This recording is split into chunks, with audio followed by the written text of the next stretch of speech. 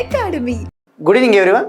Welcome to Harish Academy. Today we will discuss November 28th current affairs in detail. ఇవాళ మన first topic international relations point of వ్యూలో India Nepal border disputes, ఇండియాకి నేపాల్కి మధ్య సరిహద్దు వివాదాలు. నేపాల్ బ్యాంక్ ఏదైతే ఉందో, Nepal Rashtriya bank new 100 rupees నోట్స్ని జారీ చేసింది. న్యూ 100 రూపీస్ నోట్స్, కొత్త 100 రూపాయల నోట్లను ప్రింట్ చేసి జారీ చేసింది.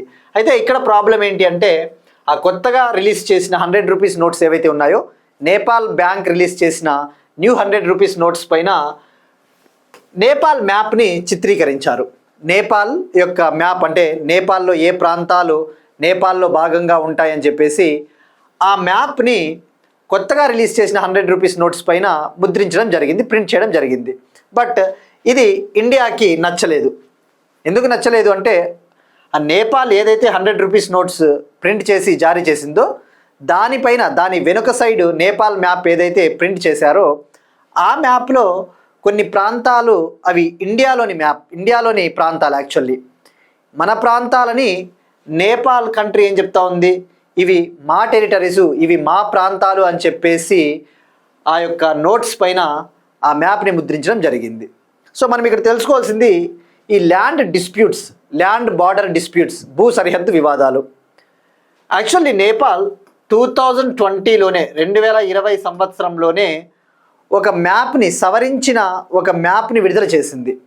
ఆ మ్యాప్లో కొన్ని ప్రాంతాలు తమ ప్రాంతాలుగా నేపాల్ చూపిస్తూ ఉంది. బట్ అవి ఇండియన్ టెరిటరీస్, అవి భారతదేశంలోని భారత భూభాగంలోని ప్రాంతాలు.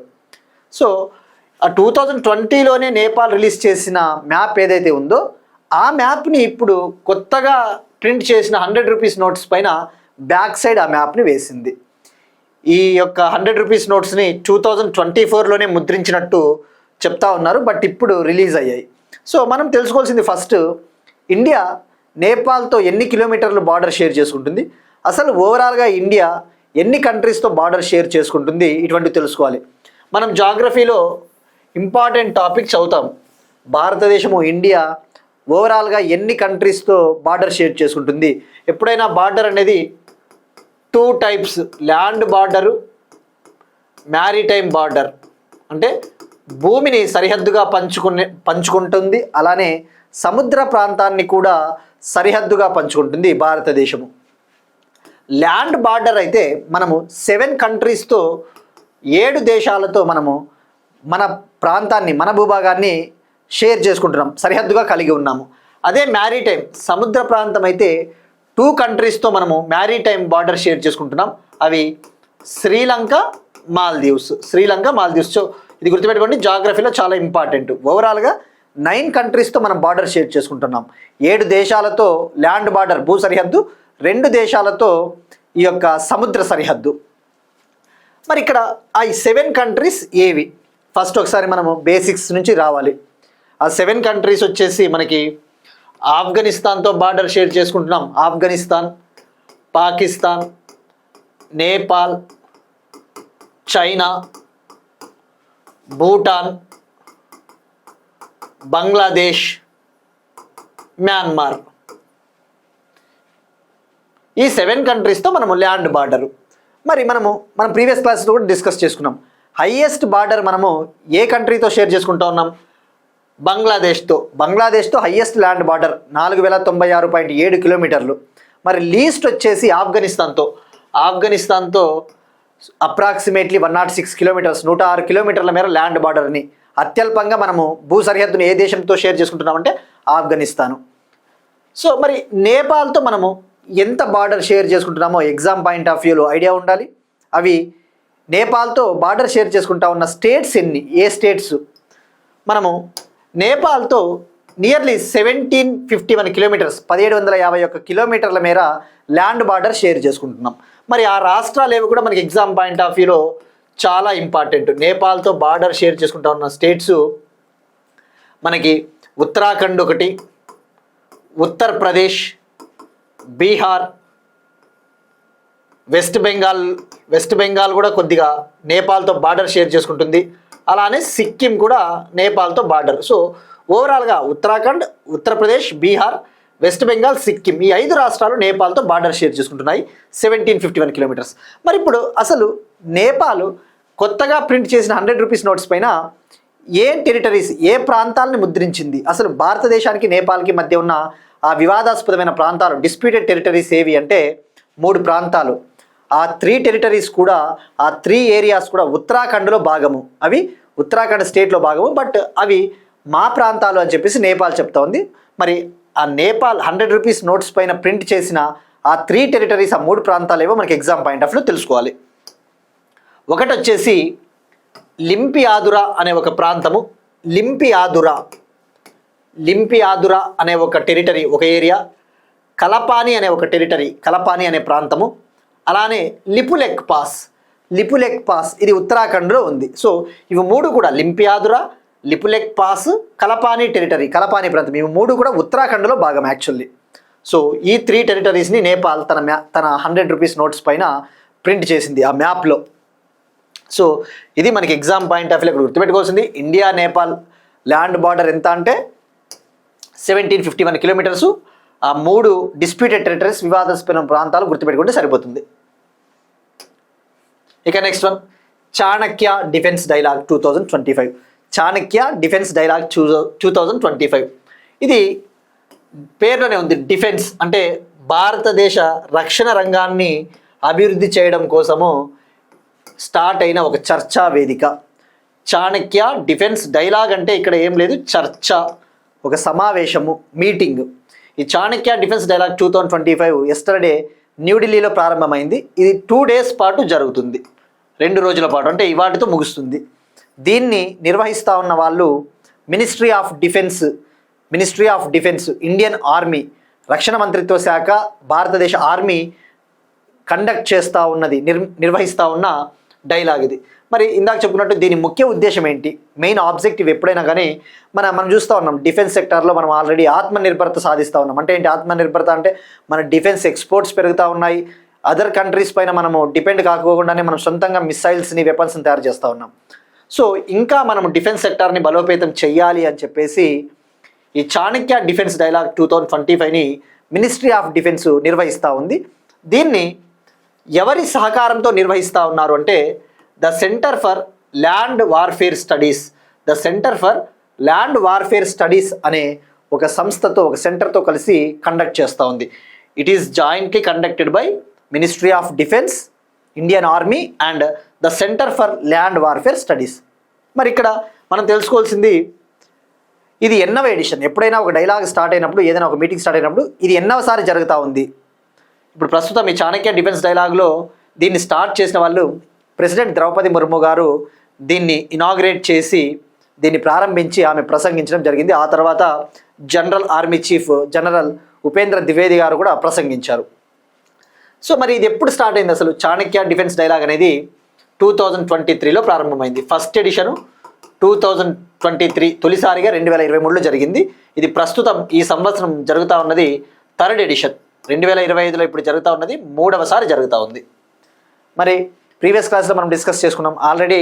మినిస్ట్రీ ఆఫ్ డిఫెన్స్ 2025ని ఇయర్ ఆఫ్ రీఫార్మ్స్గా ప్రకటించింది.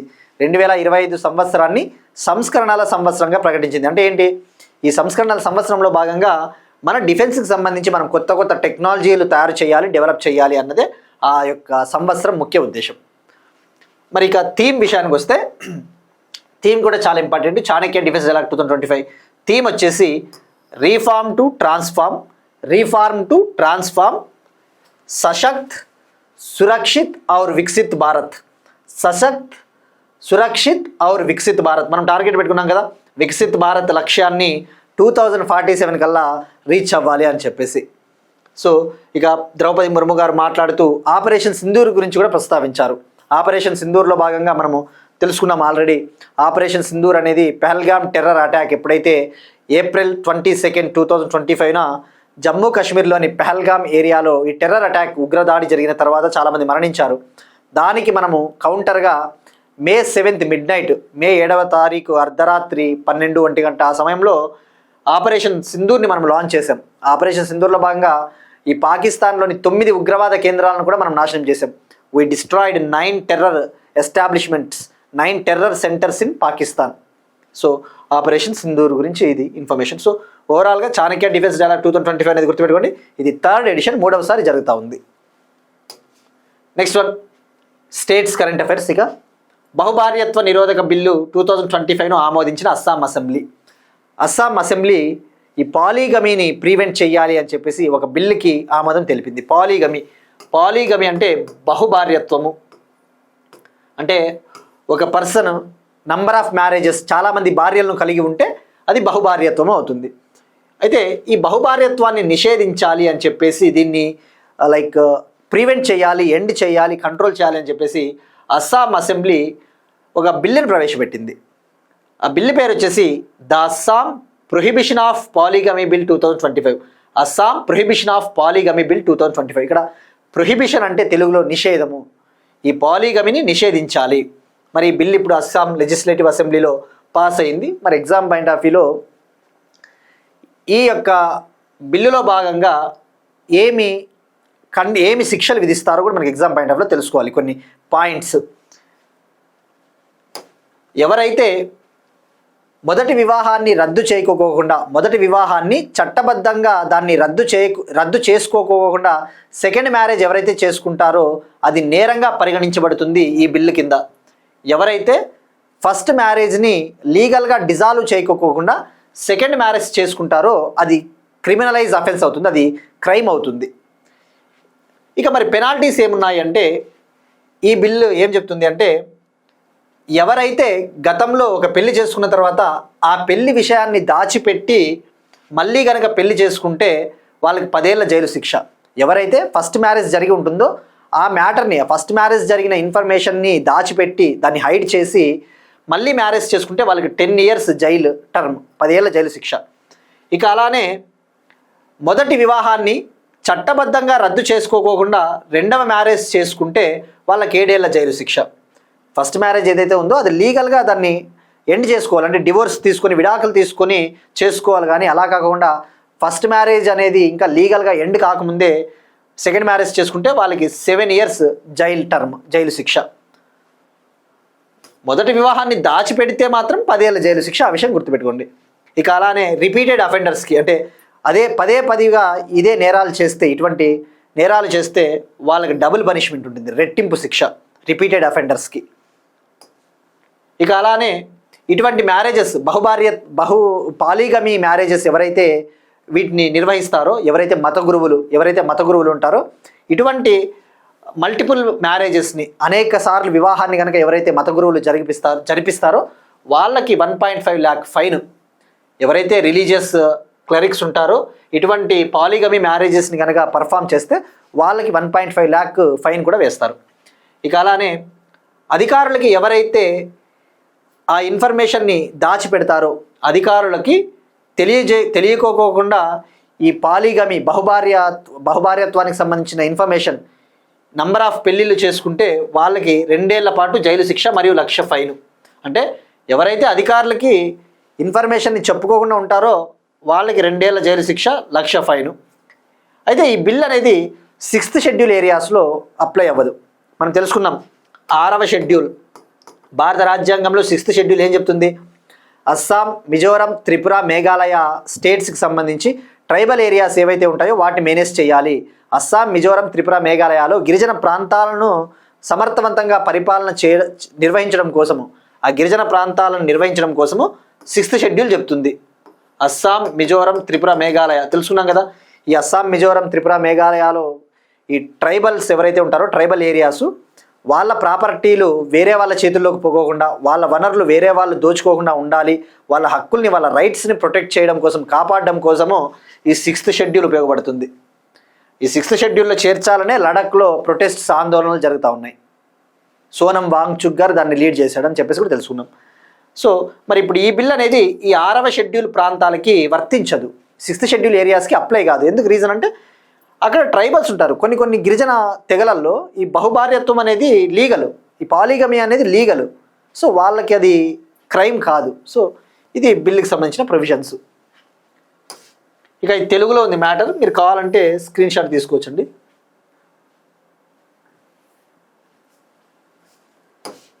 నెక్స్ట్ వన్, పంజాబ్ ప్రభుత్వం 3 పట్టణాలకు పవిత్ర నగర హోదా ఇచ్చింది. పంజాబ్ గవర్నమెంటు 3 సిటీస్కి హోలీ స్టేటస్ ఇచ్చింది. హోలీ సిటీ స్టేటస్, పవిత్ర నగర హోదా. హోలీ సిటీ అంటే పవిత్రమైన నగరం. మరి ఎందుకు ఇచ్చింది? మనం ఇటీవల డిస్కస్ చేసుకున్నాం. సిక్కుల 9వ గురువు అయిన గురు తేగ్ బహదూర్ జీ గారి 350th మార్టర్డమ్ డే సందర్భంగా 350వ షహీదీ దివాస్, ఈ బలిదాన దినోత్సవం సందర్భంగా పంజాబ్ గవర్నమెంటు 3 సిటీస్కి హోలీ సిటీ స్టేటస్, పవిత్ర నగర హోదా ఇచ్చింది. మరి ఎందుకు ఆ పవిత్ర నగర హోదా ఇచ్చింది? ఏ సిటీస్కి ఇచ్చింది? సిక్కులకు ఈ సిక్కిజంలో తఖ్త్ అనే ఒక కాన్సెప్ట్ ఉంటుంది. తఖ్త్ అనే ఒక కాన్సెప్ట్ ఉంటుంది సిక్కిజంలో, సిక్ మతంలో. తఖ్త్ అంటే సిక్కులకు ఒక ఇంపార్టెంట్ స్పిరిచువల్ సెంటర్, సిక్కులకి ఒక ముఖ్యమైన ఆధ్యాత్మిక కేంద్రము. దాన్నే తఖ్త్ అంటారు, తఖ్త్. అటువంటి తఖ్త్స్ 5 ఉంటాయి. వాటిని పంజ్ తఖ్త్ అంటారు. 5 తఖ్త్స్ ఉంటాయి. అటువంటి 5 తఖ్త్స్లలో 5 తఖ్త్స్లో 3 తఖ్తులు 3 సిటీల్లో ఉన్నాయి. పంజాబ్లోని 3 సిటీల్లో ఉన్నాయి. మరో 2 తఖ్త్స్, ఒకటి మహారాష్ట్రలో ఉంది, ఒకటి పట్నాలో ఉంది, బీహార్. మనం తెలుసుకున్నాం కదా, ఈ యొక్క సిక్ మతంలో, సిక్ రిలీజియన్లో 10th సిక్ గురు, 10వ సిక్ గురువు అయిన గురు గోబింద్ సింగ్ గారు ఎక్కడ జన్మించారు? బీహార్లోని పట్నా. అంటే ఆ పట్నాలో ఒక తఖ్త్ కేంద్రం ఉంది. ఇక 10వ సిక్ గురువు గురు గోబింద్ సింగ్ గారి పాదరక్షకులు జోర్ సాహిబ్ 300 ఏళ్ల తర్వాత ఢిల్లీ నుంచి పాట్నాకు చేరుకున్నాయని చెప్పేసి కూడా తెలుసుకున్నాం. మరి ఇప్పుడు ఆ 3 సిటీలకి ఈ యొక్క పవిత్ర నగర హోదా ఇచ్చింది. ఆ పవిత్ర నగర హోదాని ఇవ్వడమే కాకుండా ఇక అక్కడ మద్యము నిషేధము, మాంసము నిషేధము, మీట్ని, లిక్కర్ సేల్ని బ్యాన్ చేసింది. మరి ఆ 3 ప్రాంతాలు ఏవి అంటే, ఒకటి ఓల్డ్ అమృత్సర్, పాత అమృత్సర్, ఆనందపూర్ సాహిబ్ అనే ప్రాంతము, ఆనందపూర్ సాహిబ్, మరొకటి తల్వండి సాబో. ఈ 3 సిటీస్ని కూడా పవిత్ర నగర హోదా ఇచ్చింది, హోలీ సిటీ స్టేటస్. ఇక తెలంగాణ కరెంట్ అఫైర్స్ విషయానికి వస్తే, Telangana rising 2047 policy document, Telangana rising 2047 policy document పైన చీఫ్ మినిస్టర్ రేవంత్ రెడ్డి గారు ఒక సమీక్ష నిర్వహించారు. అయితే ఇక్కడ మనం ఇవి రిపీటెడ్గా ఉంటాయి, కానీ ప్రతిసారి కూడా ఏదో ఒక చిన్న ఇంపార్టెంట్ పాయింట్ వస్తూనే ఉంటుంది మనకి. ఎందుకంటే ఆయన మాట్లాడుతూ ఈ తెలంగాణ రైజింగ్ 2047 లక్ష్యాన్ని సాధించడానికి డెవలప్ చేయడం కోసము తెలంగాణని 3 జోన్లుగా డివైడ్ చేయబోతా ఉన్నాము. తెలంగాణ ప్రాంతాన్ని మొత్తము 3 జోన్లుగా డివైడ్ చేయబోతా ఉన్నామని చెప్పేసి చెప్పారు. మరి మనకి ఎగ్జామ్లో రేపు పొద్దున్న ఇలా అడగొచ్చు, కింది వాటిలో ఏవి నిజం? తెలంగాణ రైజింగ్ విజన్ 2047కి సంబంధించి ఏవి నిజం అన్నప్పుడు మనకి స్టేట్మెంట్లు ఇస్తాడు. తెలంగాణ ప్రాంతాన్ని 2 జోన్లుగానే విభజించాడు అంటాడు. ఈ డాక్యుమెంట్ కింద రాంగ్ అవుతుంది. ఈ తెలంగాణ రైజింగ్ విజన్ 2047 లక్ష్యాన్ని సాధించడానికి తెలంగాణను 3 జోన్లుగా డివైడ్ చేస్తున్నామని చెప్పేసి చెప్పారు. అసలు first Telangana rising vision 2047 target ఏంటి? 2047 కల్లా తెలంగాణను 3 ట్రిలియన్ ఎకానమీగా డెవలప్ చేయాలి, అభివృద్ధి చేయాలి. మరి అలా చెయ్యాలి అంటే ఆ 3 జోన్స్ ఏంటివి, ఎలా అభివృద్ధి చేయబోతా ఉన్నారు? ఒకటి వచ్చేసి కోర్ అర్బన్ ఏరియాస్ని డెవలప్ చేయబోతున్నారు. ఒక జోన్ వచ్చేసి కోర్ అర్బన్, మరొకటి పెరి అర్బన్, మరొకటి రూరల్, గ్రామీణ ప్రాంతము. ఆ 3 జోన్లని ప్యూర్ రేర్గా విభజించారు. Pure rare. క్యూర్ అంటే core urban region economy, pure అంటే పెరి అర్బన్ రీజియన్ ఎకానమీ. ఇక రేర్ అంటే రూరల్ అగ్రికల్చరల్ రీజియన్ ఎకానమీ. మరి ఎలా డెవలప్ చేస్తారంటే, ఈ పట్టణ ప్రాంతాలు, ముఖ్యమైన పట్టణ ప్రాంతాలు, అర్బన్ ఏరియాస్ని క్యూర్ రీజియన్గా డివైడ్ చేశారు. పెరి అర్బన్ అంటే చిన్న చిన్న టౌన్స్, చిన్న చిన్న సిటీస్, వరంగల్ ఇటువంటివి, కరీంనగర్ అటువంటివి, వాటిని పెరి అర్బన్ ప్రాంతాలు అంటారు, పెరి అర్బన్ రీజియన్ ఎకానమీ. ఇక గ్రామీణ ప్రాంతాలు ఏవైతే ఉంటాయో ఆ గ్రామీణ ప్రాంతాల్లో అగ్రికల్చర్ ప్రధానంగా ఉంటుంది కాబట్టి అగ్రికల్చర్ డెవలప్ చేయాలి, రూరల్ అగ్రికల్చరల్ రీజియన్ ఎకానమీ. 3 జోన్స్గా చెప్పారు. ఇది మనకి ఈ పాయింట్ చాలా ఇంపార్టెంట్. మరి ఇక Telangana rising global summit December 8th, 9th జరగబోతోంది, ఈ నెల, నెక్స్ట్ మంత్. ఇక అప్పుడు విజన్ డాక్యుమెంట్ని December 9th రిలీజ్ చేయబోతున్నారు. మనకి అప్పుడు విజన్ డాక్యుమెంట్ వన్స్ రిలీజ్ చేసిన తర్వాత ప్రతి పాయింట్ తెలుసుకుందాం. ఇక అయితే మీరు ఇక్కడ చూస్తే ఒక పాయింట్ ఇవాళ మెన్షన్ చేశాడు పేపర్లో. 2034కి తెలంగాణని 1 ట్రిలియన్ ఎకానమీగా డెవలప్ చేయాలి, 2047 కల్లా $3 ట్రిలియన్ అన్నాడు. అయితే మనం ప్రీవియస్ క్లాస్లో ఏం చెప్పుకున్నాం, 2035 కల్లా తెలంగాణని $1 ట్రిలియన్ డెవలప్ చేయాలి అన్నాడు. కానీ ఇక్కడ 2034 అన్నాడు. అందుకే కొన్నిసార్లు న్యూస్ పేపర్ చదివేటప్పుడు మనం క్రాస్ చెక్ చేసుకోవాలి. ఎందుకంటే మీరు చూస్తే తెలంగాణ రైజింగ్ 2047 అఫీషియల్ వెబ్సైట్లోకి వెళ్తే ఇక్కడ ఏం చెప్పాడు క్లియర్గా, అఫీషియల్ వెబ్సైట్లో 2047 కల్లా తెలంగాణని $3 ట్రిలియన్ ఎకానమీగా అభివృద్ధి చేయాలి, 2035 కల్లా $1 ట్రిలియన్ ఎకానమీగా అభివృద్ధి చేయాలన్నాడు. ఇది official website Telangana rising vision.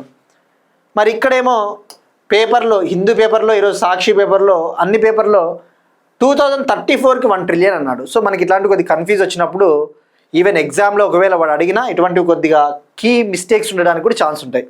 ఒకవేళ 2034 ఆప్షన్ ఇస్తే 2035 ఇవ్వకుండా ఆప్షన్ 2034 ఇస్తే 2034 పెట్టి రావడం ఉత్తమము. ఒకవేళ 2034, 35 రెండు ఆప్షన్లు ఇచ్చినాడంటే మాత్రము అది కీ సెట్ చేసే వారి చేతిలో ఉంటుంది. సో అఫీషియల్ వెబ్సైట్లో మాత్రం గుర్తుపెట్టుకోండి 2035 కల్లా అన్నాడు. అది కొద్దిగా మీరు కేర్ఫుల్గా ఉండాలి. సో ఇటువంటి డీటెయిల్స్ ఎప్పుడైనా కానీ తెలంగాణ సర్వే ఏదైతే వస్తుందో ఆ తెలంగాణ సర్వే వచ్చిన తర్వాత అందులో అఫీషియల్గా మనకి మెన్షన్ చేస్తాడు కాబట్టి అది ఒకసారి చెక్ చేసుకోవడం, క్రాస్ చెక్ చేసుకోవడం బెటర్. ఇక ఆంధ్రప్రదేశ్ కరెంట్ అఫైర్స్ విషయానికి వస్తే పల్లె పండుగ 2.0 ఆంధ్రప్రదేశ్ గవర్నమెంట్, ఆంధ్రప్రదేశ్ గ్రామీణ అభివృద్ధి మంత్రిత్వ శాఖ, ఆంధ్రప్రదేశ్ పంచాయతీరాజ్ డిపార్ట్మెంట్ ఏదైతే ఉందో ఈ పంచాయతీరాజ్ మంత్రిత్వ శాఖ పల్లె పండుగ 2.0ని రాజోల్లో లాంచ్ చేసింది. రాజోలు కాన్స్టిట్యుయెన్సీలో ప్రారంభించారు deputy chief minister Pawan Kalyan గారు. మరి అసలు ఈ పల్లె పండుగ 2.0 ఏంటి? పేరులోనే ఉంది పల్లె, గ్రామీణ ప్రాంతాలని, రూరల్ ఏరియాస్ని డెవలప్ చేయాలి, అభివృద్ధి చేయాలి. మరి ఈ పల్లె పండుగ 2.0 అయితే పల్లె పండుగ 1.0ని ఎప్పుడు రిలీజ్ చేశారు, ఎప్పుడు లాంచ్ చేశారు అంటే 2024లో పల్లె పండుగ 1.0ని కృష్ణా డిస్టిక్లో deputy chief minister Pawan Kalyan గారు ప్రారంభించారు. మరి పల్లె పండుగ 2.0కి 1.0కి డిఫరెన్స్ ఏంటి అంటే పల్లె పండుగ 1.0లో చేపట్టిన డెవలప్మెంటల్ ప్రాజెక్ట్స్ అభివృద్ధి పనుల కంటే కూడా పల్లె పండుగ 2.0లో ఇంకా ఎక్కువ డెవలప్మెంటల్ వర్క్స్ అభివృద్ధి పనులు చేపట్టబోతూ ఉన్నారు. మరి ఏం చేపట్టబోతూ ఉన్నారు? పల్లె పండుగ 2.0లో భాగంగా ఈ రూరల్ ఏరియాస్లో సీసీ రోడ్స్ వేయడము, మ్యాజిక్ డ్రైన్స్ నీటి కుంటలు నిర్మించడము, ఈ వరద నీరు పోవడానికి నీటి కుంటలు, ఈ గోడౌన్స్ అటువంటివన్నీ నిర్మిస్తారు. మరి దీనికోసం మనకి ఎగ్జామ్ పాయింట్ ఆఫ్ వ్యూ ఎంత బడ్జెట్ కేటాయించారో అటువంటివి కొన్ని పాయింట్స్ తెలుసుకుంటే సరిపోతుంది. ఈ పల్లె పండుగ 2.0 కోసం 6,787 crore అలొకేట్ చేశారు, కేటాయించారు. ఓవరాల్గా ఇది 13,326 గ్రామ పంచాయతీని కవర్ చేయబోతోంది. పల్లె పండుగ 2.0 13,326 గ్రామ పంచాయతీలను కవర్ చేయబోతోంది. 53,382 డెవలప్మెంటల్ వర్క్స్ని చేపట్టబోతున్నారు, అభివృద్ధి పనులను చేపట్టబోతున్నారు. మరి ఈ అభివృద్ధి పనులు చేపట్టాలి అంటే వీటికి సోర్స్ ఆఫ్ ఫినాన్స్ ఏంటి, ఎక్కడి నుంచి డబ్బులు వీళ్ళకి ఈ స్కీమ్ని అమలు చేయడానికి ఎక్కడి నుంచి డబ్బులు వస్తాయి అంటే వివిధ రకాలుగా వస్తుంది. నాబార్డ్ ఫండ్స్ ఇస్తుంది. ఈ పల్లె పండుగ 2.0 కింద నాబార్డ్ ఫండ్స్ని, అలానే ఎంజీ నరేగా ఫండ్స్, మహాత్మా గాంధీ గ్రామీణ జాతీయ ఉపాధి హామీ పథకం స్కీమ్ కింద వచ్చే ఫండ్స్, అలానే ఆసియన్ ఇన్ఫ్రాస్ట్రక్చర్ ఇన్వెస్ట్మెంట్ బ్యాంక్ కింద వచ్చే funds, 15th finance commission funds, అలానే ప్రధానమంత్రి గ్రామ సడక్ యోజన, ఈ రోడ్ల నిర్మాణం కోసం ప్రధానమంత్రి గ్రామ సడక్ యోజన ఫండ్స్, అలానే పంచాయతీ గ్రాంట్స్, ఈ పంచాయతీలకు ఇచ్చే గ్రాంట్స్, ఇవన్నీ కూడా ఈ నిధులన్నింటినీ కూడా పల్లె పండుగ 2.0కి ఉపయోగిస్తారు, యూజ్ చేస్తారు. కానీ పల్లె పండుగ 1.0లో వీటికి వనరులు ఎక్కడి నుంచి వచ్చాయంటే పల్లె పండుగ 1.0కి ఎక్కువగా ఎంజీ నరేగా ఫండ్స్ని మాత్రమే ఉపయోగించుకున్నారు. ఇన్ని ఆర్థిక వనరులు పల్లె పండుగ 1.0కి లేవు. అప్పుడు పల్లె పండుగ 2.0 చాలా బ్రాడ్, చాలా వ్యాస్ట్ అని చెప్పవచ్చు. మరి పల్లె పండుగ 1.0లో సుమారుగా 2,527 crore ప్రాజెక్ట్స్ని 2,527 కోట్లు కేటాయించారు. ఇక ఇది 2024 అక్టోబర్ 14th లాంచ్ చేశారు అప్పుడు. సో మనకి ఎగ్జామ్ పాయింట్ ఆఫ్ వ్యూ వాడు ఒక్కసారి ఎలా అడుగుతాడంటే స్టాటిక్ డైరెక్ట్గా ఫ్యాక్ట్, ఈ పల్లె పండుగ 2.0ని ఏ ప్రాంతంలో, ఏ ఏరియాలో లాంచ్ చేశారు డైరెక్ట్గా. ఇక నెక్స్ట్ వన్ అగైన్ ఆంధ్రప్రదేశ్కి సంబంధించి ఒక ఇంపార్టెంట్ టాపిక్. కోనసీమ ప్రబల తీర్థాన్ని రాష్ట్ర పండుగగా ప్రకటించనున్న ఆంధ్రప్రదేశ్ గవర్నమెంట్. ఆంధ్రప్రదేశ్ గవర్నమెంట్ కోనసీమలో, ఆంధ్రప్రదేశ్లోని కోనసీమ, ఈ ఈస్ట్ గోదావరి, వెస్ట్ గోదావరి ఆ ప్రాంతంలో జరుపుకునే ఒక ఉత్సవాన్ని స్టేట్ ఫెస్టివల్గా ప్రకటించబోతోంది. కోనసీమ ప్రబల తీర్థం. ఇక్కడ మీరు చూస్తే ఇక్కడ రథోత్సవం జరుగుతూ ఉంది. ఇక్కడ ఇది ఒక చారియట్ ప్రొసెషన్, రథోత్సవం, చారియట్ని ఊరేగింపుగా తీసుకుని వెళ్తూ ఉన్నారు. మరి కోనసీమ ప్రబల తీర్థం అనేది ఇది సుమారుగా 400 years ఓల్డ్, 400 ఏళ్ళ నుంచి జరుపుకుంటూ ఉన్నారు. ఆ కోనసీమ ప్రాంతంలో సుమారుగా 11 villages పీపుల్, 11 గ్రామాల ప్రజలు ఈ యొక్క ఫెస్టివల్ని ఈ యొక్క ఉత్సవాన్ని జరుపుతారు. ఇది ఎవ్రీ ఇయర్ సంక్రాంతి టైంలో సెలబ్రేట్ చేసుకుంటారు, ప్రతి సంవత్సరం కూడా సంక్రాంతి టైంలో. మరి ఇది ఏ దేవునికి సంబంధించింది అంటే లార్డ్ శివ, పరమేశ్వరునికి సంబంధించి రథోత్సవం జరుగుతుంది. ఈ లార్డ్ శివాకి సంబంధించి ఇక్కడ ఉత్సవం ఏదైతే ఉందో ఈ చారియట్, ఈ రథము, శివుని విగ్రహాలని ఉత్సవంగా తీసుకెళ్తారు 11 గ్రామాల కోనసీమ ప్రజలు. సో దీన్ని ఇప్పుడు స్టేట్ ఫెస్టివల్గా డిక్లేర్ చేయబోతోంది ఏపీ గవర్నమెంట్. నెక్స్ట్ వన్, ఎన్విరాన్మెంట్కి సంబంధించి గోవా టైగర్ రిజర్వ్ ఏర్పాటుకు సుప్రీంకోర్టు కమిటీ సిఫార్సు. సుప్రీంకోర్టు ఏర్పాటు చేసిన ఒక కమిటీ, ఒక ప్యానెల్ గోవా టైగర్ రిజర్వ్ని ఏర్పాటు చేయాలి, సెటప్ చేయండి, ఎస్టాబ్లిష్ చేయండి అని చెప్పేసి చెప్పింది. అది కూడా దశల వారీగా దీన్ని ఏర్పాటు చేయండి, ఫేజ్డ్ వైజ్, ఫేజ్ మేనర్లో దీన్ని ఏర్పాటు చేయండి అని చెప్పేసి చెప్పింది. మరి అసలు ఏంటి గోవా టైగర్ రిజర్వ్, ఏ ప్రాంతాలను కలిపి చెప్పిందో తెలుసుకోవాలి. ఫస్ట్ దానికంటే ముందు 2023 జూలై ఆ టైంలో బాంబే హైకోర్టు గోవాకి ఒక ఆర్డర్ జారీ చేసింది. గోవాకి ఒక ఆర్డర్ జారీ చేసింది. ఏంటంటే గోవాలో ఉన్న 5 రక్షిత ప్రాంతాలు, ఇప్పుడు ప్రొటెక్టెడ్ ఏరియాస్ ఏవైతే ఉంటాయో, రక్షిత ప్రాంతాలు అంటే వైల్డ్ లైఫ్ శాంచురీలు, నేషనల్ పార్క్ ఇటువంటి ఉంటాయి కదా, అటువంటి రక్షిత ప్రాంతాలని 5 గుర్తించి అప్పటి బాంబే హైకోర్టు 5 ప్రొటెక్టెడ్ ఏరియాస్, గోవాలో 5 రక్షిత ప్రాంతాలని ఈ 5 కలిపేసి ఒక టైగర్ రిజర్వ్గా ఏర్పాటు చేయండి అని చెప్తే బాంబే హైకోర్టు గోవా గవర్నమెంట్ దాన్ని పెడచెవిన పెట్టింది.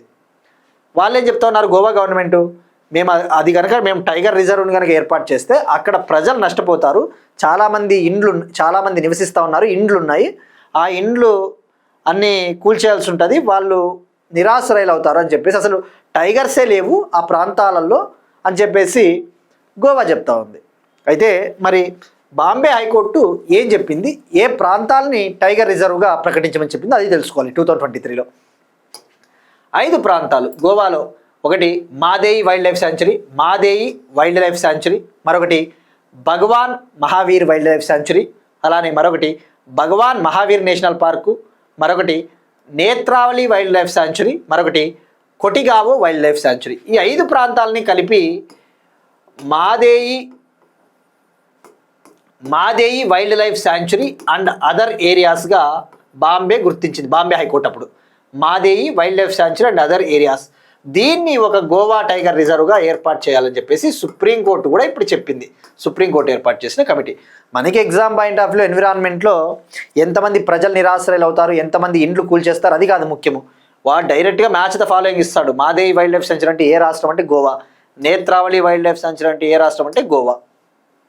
మరి ఇప్పుడు ఏమని చెప్పింది సుప్రీంకోర్టు ప్యానెల్, ఈ గోవా టైగర్ రిజర్వ్ ఏర్పాటు చేయండి, ఇందులో భాగంగా ఫస్ట్ 468.6 స్క్వేర్ కిలోమీటర్స్ ఏరియాని కోరు మరియు బఫర్ ఏరియాగా గుర్తించి ఏర్పాటు చేయండి, తర్వాత మరో 208 స్క్వేర్ కిలోమీటర్లని దాంట్లో కలపండి అని చెప్పేసి చెప్పింది. ఫస్ట్ అయితే ఇక్కడ ఇంకోటి మీకు ఐడియా రావాలా, టైగర్ రిజర్వ్స్ విషయానికి వస్తే స్ట్రక్చర్ ఎలా ఉంటుంది, ఏంటి కోరు బఫరు, ఇక్కడ కోర్ అన్నాడు, బఫర్ ఏరియా అన్నాడు. ఈ 468.6 స్క్వేర్ కిలోమీటర్ల ప్రాంతాన్ని కోరు మరియు బఫర్ ప్రాంతంగా ఏర్పాటు చేయండి అన్నాడు. ఎన్విరాన్మెంట్లో ఒక ఇంపార్టెంట్ టాపిక్ ఉంటుంది, టైగర్ రిజర్వ్ స్ట్రక్చర్ ఎలా ఉంటుంది, కోర్ బఫర్, 2 ఏరియాలు ఉంటాయి. కోరు బఫర్ అంటే ఏంటి, కోర్ అంటే ఇక్కడ టైగర్స్ ఉంటాయి, ఇంకా ఎవరిని రానిరు, అసలు టూరిజం ఉండదు, అసలు మనుషుల్ని అలో చేయరు, మనుషులకి అనుమతే ఉండదు ఈ కోర్ ఏరియాలోకి, టైగర్స్ మాత్రమే ఉంటాయి, టైగర్స్ అటువంటి వన్యప్రాణులు ఉంటాయి. కానీ బఫర్ ఏరియాలో ఏంటంటే కొద్దిగా ఏదైనా అవసరానికి తగ్గట్టుగా టూరిజం కూడా జరుపుకోవచ్చు, అంటే పర్యాటక ప్రజల్ని అనుమతిస్తారు, ఏదైనా రీసెర్చ్ పర్పస్ కోసము, ఈ శాస్త్ర సాంకేతిక అవసరాల కోసము రీసెర్చ్ చేసుకోవచ్చు. అంటే బఫర్ ప్రాంతంలో కొద్దిగా మనుషుల్ని అలో చేస్తారు, అది కూడా మినిమల్. సో బఫర్లో మనుషులు ఉండవచ్చు, కోర్లో అసలు అలవే ఉండదు, అనుమతి లేదు. మరి ఇదే కోరు బఫర్. ఇంకా ఏమని చెప్పిందంటే సుప్రీంకోర్టు ప్యానెల్, ఏవైతే ఈ 5 ప్రొటెక్టెడ్ ఏరియాస్ ఉన్నాయో గోవాలో, ఈ 5 ప్రొటెక్టెడ్ ఏరియాస్ కూడా కాళీ టైగర్ రిజర్వ్కి ఆనుకొని ఉన్నాయి. కాళీ టైగర్ రిజర్వ్ అని చెప్పేసి కర్ణాటకలో ఉంటుంది. కర్ణాటకలో కాళీ టైగర్ రిజర్వ్ ఎక్కడ? కర్ణాటక గోవా పక్కపక్కనే ఉంటాయి కాబట్టి గోవాలో ఉన్న ఈ 5 రక్షిత ప్రాంతాలు, 5 protected areas, Mhadei wildlife sanctuary, ఇవన్నీ కూడా కాళీ టైగర్ రిజర్వ్కి బఫర్ జోన్గా ఉన్నాయి. కాళీ టైగర్ రిజర్వ్కి ఇవన్నీ కూడా బఫర్గానే ఉన్నాయి, ఇవన్నీ 5 ప్రాంతాలు. సో ఇప్పుడు దీన్ని టైగర్ రిజర్వ్గా ప్రకటించమని చెప్పేసి చెప్తా ఉంది సుప్రీంకోర్టు ప్యానెల్. సో కాళీ టైగర్ రిజర్వ్ కర్ణాటక, ఆ విషయం గుర్తుపెట్టుకోండి. ఇక టైగర్ రిజర్వ్స్ విషయానికి వస్తే ఇండియాలో 58 టైగర్ రిజర్వ్స్ ఉన్నాయి. భారతదేశంలో 58th టైగర్ రిజర్వ్, 58వ టైగర్ రిజర్వ్ మధ్యప్రదేశ్లోని మాధవ్ నేషనల్ పార్క్, 57వ టైగర్ రిజర్వ్ మధ్యప్రదేశ్లోని రతపాని శాంక్చురీని టైగర్ రిజర్వ్గా డిక్లేర్ చేశారు. ఇక ప్రాజెక్ట్ టైగరు 1973లో ప్రారంభమైంది. అంతర్జాతీయ పులుల దినోత్సవం జూలై 29న ఎవ్రీ ఇయర్ సెలబ్రేట్ చేసుకుంటాం. International tiger day July 29. ఇక భారతదేశంలో మొట్టమొదటి tiger reserve Jim Corbett national park, Uttarakhand. India's first tiger reserve Jim Corbett national park, Uttarakhand. ఇక ఇండియాలో ఈ టైగర్ రిజర్వ్స్ని ఎవరు డిక్లేర్ చేస్తారు? State government. బట్ దానికి అనుమతి ఇచ్చేది national tiger conservation authority, NTCA. ఈ జాతీయ పులుల సంరక్షణ అథారిటీ దానికి అనుమతిస్తుంది. ఇండియాలో ఈ నేషనల్ పార్క్స్నైనా వైల్డ్ లైఫ్ శాంక్చురీనైనా ఏర్పాటు చేసే అధికారము ఎవరికి ఉంటుందంటే స్టేట్ గవర్నమెంట్కే ఉంటుంది. వన్యప్రాణుల సంరక్షణ చట్టం 1972, వైల్డ్ లైఫ్ ప్రొటెక్షన్ యాక్ట్ 1972 కింద ఇండియాలో వైల్డ్ లైఫ్ శాంక్చురీస్ని ఏర్పాటు చేయాలన్నా, నేషనల్ పార్క్స్ని ఏర్పాటు చేయాలన్నా అది స్టేట్ గవర్నమెంట్స్కి అధికారం ఉంటుంది. సెంట్రల్ గవర్నమెంట్ అనేది జోక్యం చేసుకోదు. ఏదో కొన్ని ఎక్సెప్షనల్, కొన్ని ప్రత్యేక పరిస్థితుల్లో తప్ప సెంట్రల్ గవర్నమెంట్ జోక్యం చేసుకోదు. సో ఇది గోవా టైగర్ రిజర్వ్కి సంబంధించి. ఈవెన్ టైగర్ రిజర్వ్స్ను కూడా స్టేట్ గవర్నమెంటే డిక్లేర్ చేస్తుంది. బట్ దానికి NTCA ముందస్తు అనుమతి కావాలి, NTCA. ఇక ఇప్పుడు ఒక క్వశ్చన్ చూద్దాం. ఇది ఇటీవల మనం డిస్కస్ చేసిన కాన్సెప్టే. రష్యా ఉక్రెయిన్ వార్ను ముగించడం కోసం USA విడుదల చేసిన ప్లాన్ ఏమిటి? ఇటీవల USA రష్యాతో కలిసి ఒక ప్లాన్ని తయారు చేసింది. అందులో ఎన్ని పాయింట్లు ఉన్నాయి మనం డిస్కస్ చేసుకున్నాం. రష్యా ఉక్రెయిన్ వార్ను ఎండ్ చేయడం కోసం USA విడుదల చేసిన ప్లాన్లో ఎన్ని పాయింట్స్ ఉన్నాయి అది ట్రై చేయండి తప్పకుండా. ఇక అలానే గాజా పీస్ ప్లాన్కి, గాజా యుద్ధాన్ని ముగించడం కోసము అమెరికా గాజా పీస్ ప్లాన్ని కూడా విడుదల చేసింది, రిలీజ్ చేసింది. ఇది కూడా మనం డిస్కస్ చేసుకున్నాం ప్రీవియస్ క్లాసెస్లో. ఈ గాజా పీస్ ప్లాన్ అనేది ఎన్ని పాయింట్స్ ఉన్నాయి ఇందులో. సో ఈ రెండు ట్రై చేయండి, ఇంటర్నేషనల్ రిలేషన్స్లో వెళ్ళిపోతుంది. ఇక నిన్న అడిగిన క్వశ్చన్, వెస్ట్ సేతి హైడ్రో పవర్ ప్రాజెక్టు, దీన్ని నేపాల్లో నిర్మిస్తూ ఉన్నారు. 750 మెగావాటు. దీన్ని ఇండియాకు చెందిన national hydro power corporation limited company సహకారంతో కన్స్ట్రక్ట్ చేస్తూ ఉన్నారు.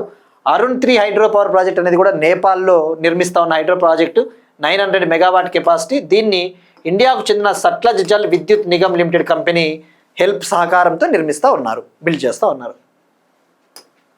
నెక్స్ట్ వన్, స్పేస్ టెక్నాలజీకి సంబంధించి భారతదేశం మొట్టమొదటి ప్రైవేట్ ఆర్బిటాల్ రాకెట్ విక్రమ్ 1ను ఆవిష్కరించిన ప్రధాని మోడీ. ఇక్కడ విక్రమ్ 1 రాకెట్, ఆర్బిటాలు, ఇవన్నీ మనం తెలుసుకోవాలి. నిన్న ప్రైమ్ మినిస్టర్ నరేంద్ర మోడీ గారు వీడియో కాన్ఫరెన్స్ ద్వారా స్కైరూట్ ఏరోస్పేస్ కంపెనీకి చెందిన విక్రమ్ 1 రాకెట్ని ఆవిష్కరించారు. అలానే స్కైరూట్ ఏరోస్పేస్కు సంబంధించిన ఒక కొత్త క్యాంపస్ని, ఇన్ఫినిటీ అనే ఒక క్యాంపస్ని, స్కైరూట్ ఏరోస్పేస్ కంపెనీకి చెందిన ఇన్ఫినిటీ క్యాంపస్ని కూడా లాంచ్ చేశారు వర్చువల్గా వీడియో కాన్ఫరెన్స్ ద్వారా.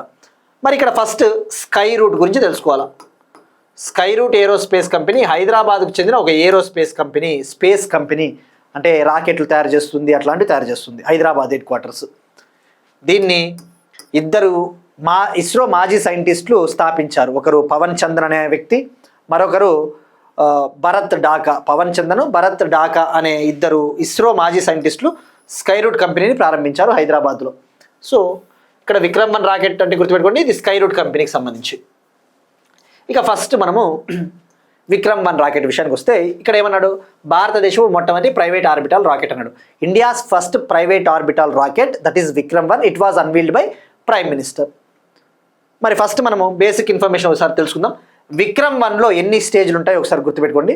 విక్రమ్ 1లో 4 స్టేజ్లు ఉంటాయి, తర్వాత డీటెయిల్గా నేను చెప్తాను. విక్రమ్ 1లో 4 స్టేజెస్ ఉంటాయి, 4 స్టేజ్లు. అందులో మొదటి 3 స్టేజ్లు సాలిడ్ స్టేజ్లు, సాలిడ్ ఇంధనంతో నడుస్తాయి, ఘన ఇంధనంతో. అప్పర్ స్టేజ్ వచ్చేసి లిక్విడ్ స్టేజ్. ఫస్ట్ 3 స్టేజ్లు సాలిడ్, అప్పర్ స్టేజ్ వచ్చేసి హైపర్గోలిక్ లిక్విడ్ స్టేజ్. గుర్తుపెట్టుకోండి, ఫస్ట్ 3 స్టేజ్లు సాలిడ్ స్టేజ్లు, తర్వాత అప్పర్ స్టేజ్లో ఉండేది లిక్విడ్ ఇంధనము. సో అది క్లియర్. విక్రమ్ 1 4 స్టేజ్లు. అయితే ఇక్కడ ఆర్బిటాల్ రాకెట్ ఏంటి? ఇదే స్కై రూట్ ఏరోస్పేస్ కంపెనీ 2022లో 2022 నవంబర్ ఆ టైంలో ఇదే హైదరాబాద్ చిన్న Skyroot aerospace company Vikram S అనే ఒక రాకెట్ని స్పేస్లోకి పంపించింది. విక్రమ్ ఎస్ అనే ఒక రాకెట్ని స్పేస్లోకి పంపించింది. మరి ఈ విక్రమ్ ఎస్ కూడా స్కై రూట్కి చెందినదే. మరి విక్రమ్ ఎస్కి ఉన్న ప్రాముఖ్యత ఏంటి? ఈ విక్రమ్ ఎస్ అనేది భారతదేశపు మొట్టమొదటి private sub orbital rocket. India's first privately built sub orbital rocket Vikram S. So S అంటే గుర్తుపెట్టుకోండి, S for actually Vikram Sarabhai. Sub orbital అని కూడా గుర్తుపెట్టుకుంటే సరిపోతుంది. ఇది Vikram 1 India's first private orbital rocket. Vikram S India's first sub orbital private rocket. భారతదేశపు మొట్టమొదటి private sub orbital rocket. మరి ఇక్కడ ఏంటి అసలు ఈ ప్రైవేట్ సబ్ ఆర్బిటాలు కొద్దిగా ఐడియా ఉండాలి. ఇందాకేమని చెప్పుకున్నాం, విక్రమ్ 1 భారతదేశపు మొట్టమొదటి ప్రైవేటు ఆర్బిటాల్ రాకెట్, భారతదేశపు మొట్టమొదటి ప్రైవేట్ సబ్ ఆర్బిటాల్ రాకెట్ అంటే విక్రమ్ ఎస్. ఇది నవంబర్ 22లో లాంచ్ చేశారు. ఇది మనకి చాలా కీలకము. వాడు స్టేట్మెంట్లలో చిన్న ట్విస్ట్ చేస్తాడు. భారతదేశపు మొట్టమొదటి ప్రైవేటు సబ్ ఆర్బిటాల్ రాకెట్ అని చెప్పేసి మనం కనుక పొరపాటున విక్రమ్ 1 పెడితే ఆన్సర్ రాంగ్ అవుతుంది. ఈ సబ్ ఆర్బిటాల్ రాకెట్ అంటే ఏదైనా ఒక రాకెట్ని లాంచ్ చేసినప్పుడు అది చాలా స్పీడ్తో పోవాలి. చాలా స్పీడ్తో పోతేనే ఆర్బిట్లోకి కక్షలోకి ఎంటర్ అవుతుంది. కానీ ఈ విక్రమ్ ఎస్ రాకెట్ అనేది సబ్ ఆర్బిటాల్ రాకెట్. అంటే ఇది కక్షలోకి ఎంటర్ చేయలేదు. దీన్ని ఇది తక్కువ స్పీడ్తో ట్రావెల్ చేయించారు. కానీ విక్రమ్ 1 రాకెట్ అనేది హై స్పీడ్తో చాలా వేగంతో వెళ్తుంది. ఇది ఆర్బిట్లోకి ఎంటర్ అవుతుంది, కక్షలోకి ప్రవేశపెడుతుంది శాటిలైట్లని. కానీ విక్రమ్ ఎస్ రాకెట్ అనేది జస్ట్ రీసెర్చ్ పర్పస్ కోసము, ఈ యొక్క ప్రయోగాల కోసము, టెస్ట్ చేయడం కోసము ఇటువంటి వాటిని ప్రయోగిస్తూ ఉంటారు. దీన్ని నవంబర్ 22లో ప్రారంభ్ అనే ఒక మిషన్ కింద స్కై రూట్ కంపెనీ లాంచ్ చేసింది. ప్రారంభ్ అనే మిషన్ కింద. సో ఇక్కడ గుర్తుపెట్టుకోండి, విక్రమ్ 1 రాకెట్తో పోల్చుకుంటే విక్రమ్ ఎస్ రాకెట్ తక్కువ స్పీడ్తో పోతుంది, కక్షలోకి ఎంటర్ కాదు, కక్షలోకి ప్రవేశించదు. So I think it's clear. ఇక విక్రమ్ ఎస్లో ఎన్ని స్టేజ్లు ఉంటాయి అది కూడా ఇంపార్టెంట్. ఒకటే స్టేజ్ ఉంటుంది, సింగిల్ స్టేజ్. గుర్తుపెట్టుకోండి, Vikram S single stage. Vikram 1 4 stages. మరి ఇక్కడ విక్రమ్ అంటే ఎవరు? Vikram Sarabhai, father of Indian space programme కదా. భారతదేశపు ఈ యొక్క స్పేస్ రంగ పితామహుడు విక్రమ్ సారాభాయ్. సో ఇది Vikram 1 rocket, India's first private orbital rocket. ఇక అలానే స్కై రూట్ కంపెనీకి చెందిన ఇన్ఫినిటీ క్యాంపస్ను కూడా హైదరాబాద్లో ఈయన లాంచ్ చేశారు. ఇది సుమారుగా 2 లక్షల స్క్వేర్ ఫీట్లలో ఈ క్యాంపస్ ఉంది. 2 lakh square feet campus. Skyroot company 1000 కోట్లతో ఆ క్యాంపస్ని ఇంకా విస్తరిస్తూ ఉంది. 1000 crore ఆ క్యాంపస్ని ఎక్స్పాండ్ చేస్తూ ఉంది స్కై రూట్ కంపెనీ. ఇక మరి ఏం చేస్తారు ఆ క్యాంపస్లో అంటే, ఈ స్కై రూట్ కంపెనీ రాకెట్లను డిజైన్ చేయడము, డెవలప్ చేయడము, తయారు చేయడము, లాంచ్ చేయడం జరుగుతుంది. సో లాంచ్ చేసేదైతే శ్రీహరికోట నుంచే లాంచ్ చేస్తారు. ఇక్కడ ఈ స్కై రూట్ కంపెనీ వద్ద డిజైన్ చేస్తారు, తయారు చేస్తారు. సో ఇక మరి ఇటువంటి స్పేస్ కంపెనీల విషయానికి వస్తే కొన్ని ఇంపార్టెంట్ స్పేస్ కంపెనీలు ఉన్నాయి. For example Agnikul cosmos space company, ఎక్కడ ఐఐటి మద్రాస్కు చెందిన ఒక స్పేస్ స్టార్టప్. ఇక అలానే పిక్సెల్ స్పేస్ స్టార్టప్, ఇది బెంగళూరు హెడ్ క్వార్టర్స్ కర్ణాటక, ఇది కూడా స్పేస్ కంపెనీ. అలానే బెల్లాట్రిక్స్ ఏరోస్పేస్ కంపెనీ, ఇది కూడా ఒక స్పేస్ స్టార్టప్, స్పేస్ కంపెనీ. ఇది ఎక్కడ అంటే ఇది కూడా బెంగళూరు. ఇది మ్యాచ్ ద ఫాలోయింగ్ ఇస్తాడు, గుర్తుపెట్టుకోండి. ఇలా ఉంటుంది రాకెట్, స్కై రూట్ వాళ్ళ రాకెట్, చాలా హ్యూజ్ రాకెట్. నెక్స్ట్ వన్, అంగారక గ్రహంపై 3.5 బిలియన్ సంవత్సరాల పురాతన బిలానికి భూ విజ్ఞాన శాస్త్రవేత్త ఎంఎస్ కృష్ణన్ పేరు. అంగారక గ్రహం, ఈ మార్స్ ప్లానెట్ ఏదైతే ఉందో ఆ మార్స్ ప్లానెట్ పైన ఒక పురాతన బిలం ఉంది. ఆ పురాతన బిలం ఏజ్ వచ్చేసి 3.5 బిలియన్ ఇయర్ ఓల్డ్. 3.5 బిలియన్ సంవత్సరాల పురాతన బిలానికి భూ విజ్ఞాన శాస్త్రవేత్త, ఇండియన్ జియాలజిస్ట్ భూ విజ్ఞాన శాస్త్రవేత్త ఎంఎస్ కృష్ణన్ గారి పేరుని ఇంటర్నేషనల్ ఆస్ట్రోనామికల్ యూనియన్ ఆమోదం తెలిపింది. ఆ పురాతన బిలానికి పేరు ఎవరు ఆమోదం తెలిపారు, ఎవరు పెట్టారు అంటే international astronomical union. First international astronomical union idea ఉండాలి.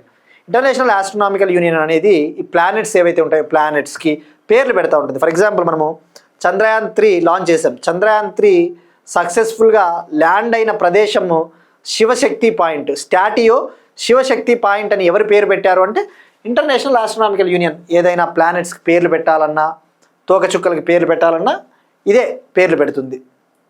దీని హెడ్ క్వార్టర్స్ ప్యారిస్, దీని ప్రధాన కార్యాలయము ఫ్రాన్స్ ప్యారిస్. మరి ఇప్పుడు పురాతన బిలం విషయానికి వస్తే, ఇక్కడ పురాతన బిలం అంటే ఇంగ్లీష్లో క్రేటర్. బిలము అంటే ఒక లోయ టైపు, ఒక గుంత.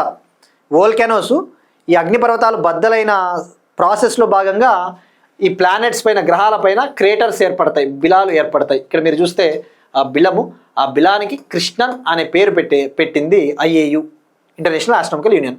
ఇక అలానే ఆ మార్స్ ప్లానెట్ పైన ఉన్న కొన్ని చిన్న చిన్న గుంతలకి, చిన్న చిన్న క్రేటర్స్కి కూడా పేర్లు పెట్టింది IAU. అవి కేరళకు చెందిన కొన్ని ప్రాంతాల పేర్లు పెట్టడం జరిగింది. కేరళకి సంబంధించిన కొన్ని ఏరియాస్ పేర్లు పెట్టింది.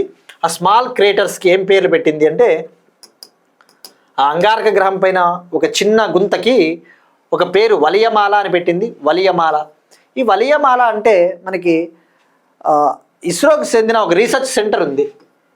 Indian institute of space technology Thiruvananthapuram, Indian institute of space science and technology Thiruvananthapuram.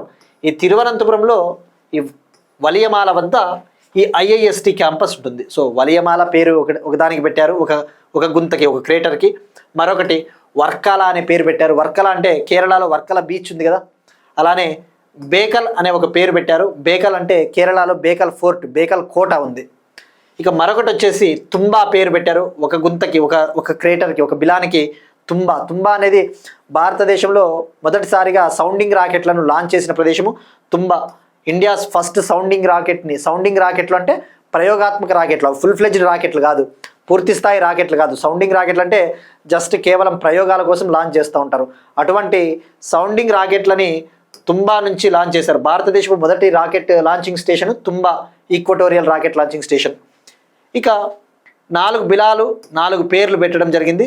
మరొకటి ఈ అంగారక గ్రహం పైన ఉన్న ఒక లోయకి, అంటే ఒక వ్యాలీకి, ఒక లోయకి పెరియార్ అనే పేరు పెట్టింది. పెరియార్ వల్లిస్. పెరియార్ అనేది కేరళలో లాంగెస్ట్ రివర్, కేరళలో అత్యంత పొడవైన నది పెరియార్ నది. సో ఇది ఆస్ట్రోనామికల్ యూనియన్ నేమ్స్.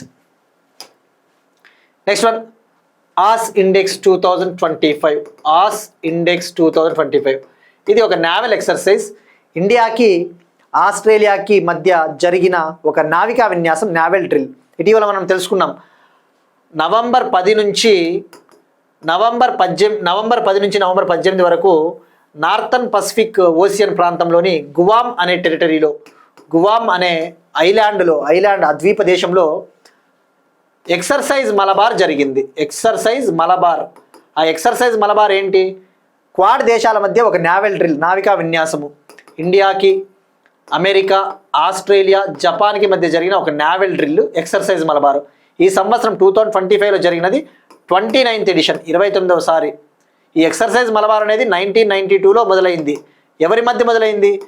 ఇండియాకి USAకి మధ్య, ఇరు దేశాల మధ్య ఒక నావల్ డ్రిల్, బైలేటరల్ నావికా విన్యాసంగా మొదలైనప్పటికీ ఆ తర్వాత ఆస్ట్రేలియా, జపాన్ కూడా చేరినాయి ఎక్సర్సైజ్ మలబార్లో. అది ఎక్సర్సైజ్ మలబార్. అయితే మరి ఆస్ ఇండెక్స్ 2025 ఏది?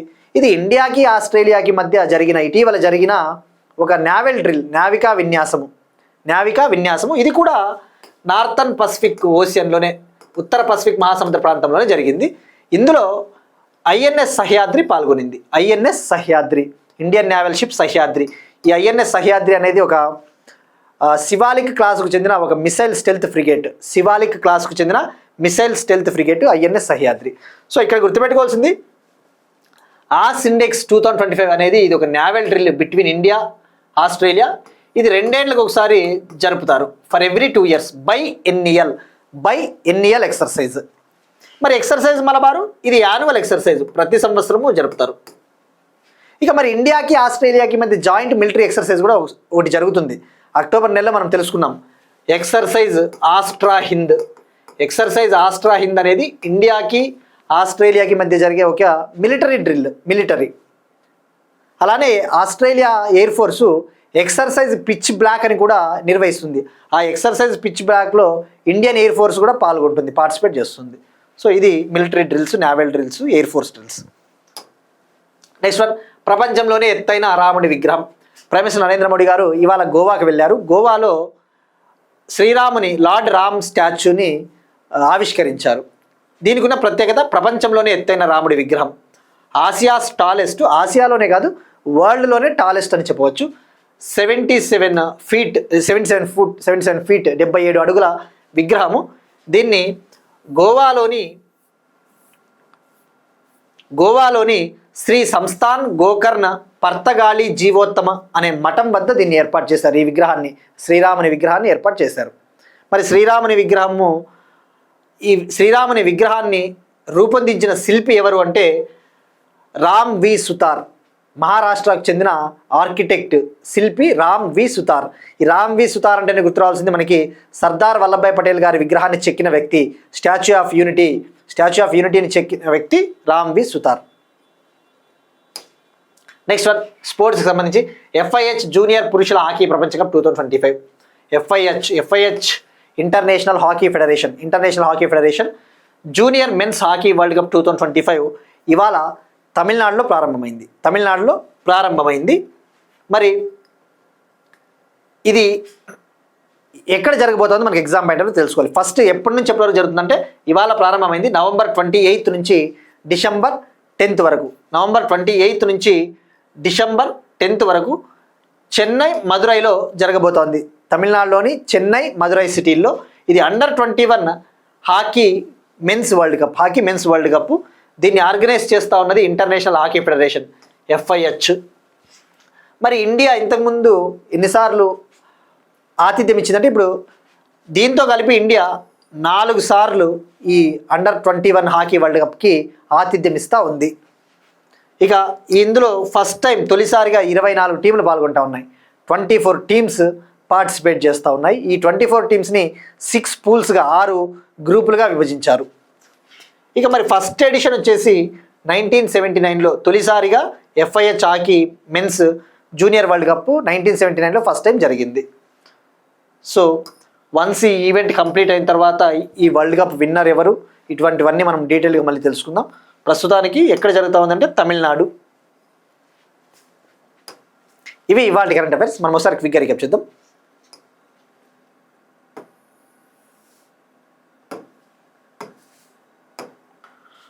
వివాదాస్పద ప్రాంతాలతో కొత్త 100 రూపీస్ నోట్స్ను జారీ చేసిన నేపాల్. Chanakya defence dialogue 2025. బహుభార్యత్వ నిరోధక బిల్లును ఆమోదించిన అస్సాం అసెంబ్లీ. 3 పట్టణాలకు పవిత్ర నగర హోదా ఇచ్చిన పంజాబ్ ప్రభుత్వం. తెలంగాణ రైజింగ్ 2047లో భాగంగా తెలంగాణను 3 రీజియన్లుగా డివైడ్ చేయనున్నారు. రాజోల్లో పల్లె పండుగ 2.0. కోనసీమ ప్రబల తీర్థాన్ని రాష్ట్ర పండుగగా ప్రకటించనున్న ఏపీ. గోవా టైగర్ రిజర్వ్ ఏర్పాటుకు సుప్రీంకోర్టు కమిటీ సిఫార్సు. భారతదేశం మొట్టమొదటి ప్రైవేట్ ఆర్బిటాల్ రాకెట్ విక్రమ్-1 హైదరాబాద్. అంగారక గ్రహంపై 3.5 బిలియన్ సంవత్సరాల పురాతన బిలానికి భూ విజ్ఞాన శాస్త్రవేత్త MS కృష్ణన్ గారి పేరు. ఆస్ ఇండెక్స్ 2025 నావల్ ఎక్సర్సైజ్. ప్రపంచంలోనే ఎత్తైన రాముడి విగ్రహం Goa. FIH junior men's hockey world cup 2025 తమిళనాడులో ప్రారంభం. That's it. These are today's current affairs. Will meet you next time. Thank you everyone.